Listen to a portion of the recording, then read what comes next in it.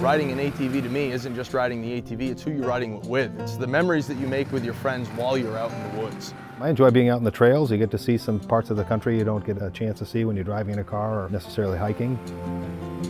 The people you ride with, even if they're not your blood family, they're your recreational family, and in Vermont that means a lot. Private land use is the majority of the ATV system. Without private landowners, we really would have nothing. We have 17 local clubs throughout the state. They all manage their own trail system. So we like to maintain a good relationship with the property owners so we can keep the trails open. And we also want to keep a good relationship with the landowners so that the people who are using the trails have a good experience on the trails. Grateful to those who have a bunch of land that are willing to share it with people.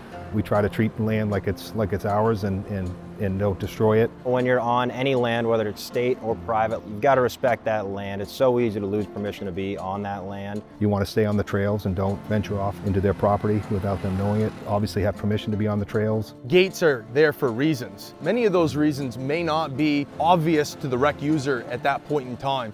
For example, behind me here you can see we have a gate, but we also have a logging operation going on. We don't know as the rec user if somebody's felling trees that could land in the trail. We don't know if the skidder is going to be on the trail. It's important that we pay close attention to not only the gates, but why those gates may be there. It's the responsibility of the club to make sure that we put up these control access devices and clearly mark them so that users of the trail system will know that they're there.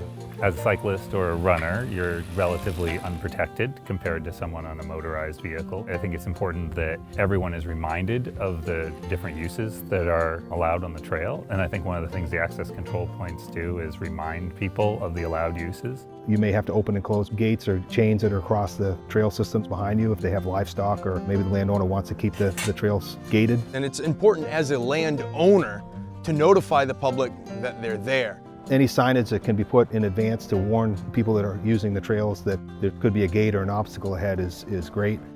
Signs, ribbons, paint, other reflective tape are often utilized in marking gates and chains. Safety is absolutely a priority. It needs to be with any form of recreation. The best ride is the one that you come home safe on. So they should be concerned with their speed, they should be concerned with having proper safety equipment, letting people know that they're on a trail.